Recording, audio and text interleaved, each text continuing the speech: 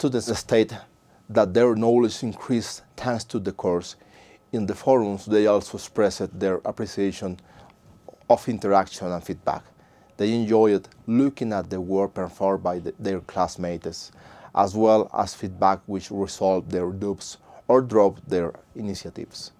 An example that springs to mind immediately is what happened in the flipped class activity. Students liked being able to acknowledge their different ideas of their classmates, which nourished their flipped classroom proposals.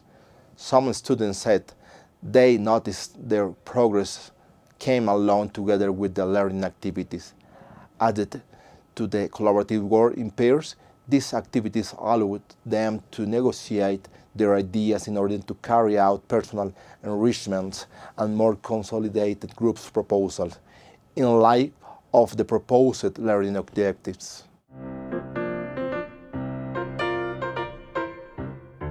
As part of the process of collecting students' satisfaction with their learning, the institution carries out a survey at the end of the course.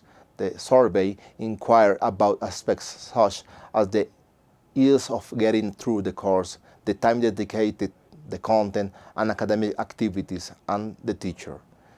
The students considered that the course was useful for their training process.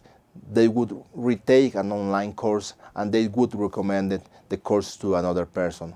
One of the students, a practicing teacher, commented as follows: "Excellent course, although sometimes as a teacher there isn't enough time to keep up with the agenda of activities.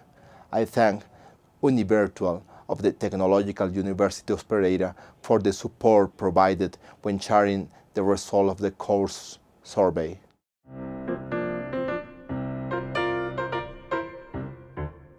In general terms, with what has been stated by the students based in the formal satisfaction survey carried out at the end of the course and the informal comment that the students provided in the forums or throughout the private messages of the virtual classroom, they were satisfied with the course.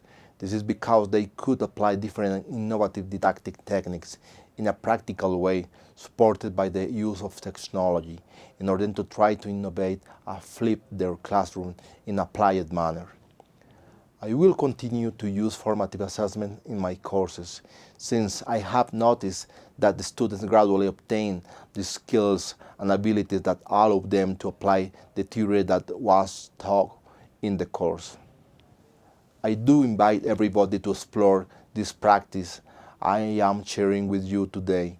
However, as a teacher, one always wonders about those students who expect more from the teacher and the course, and that is where the challenge lies, to be able to keep improving.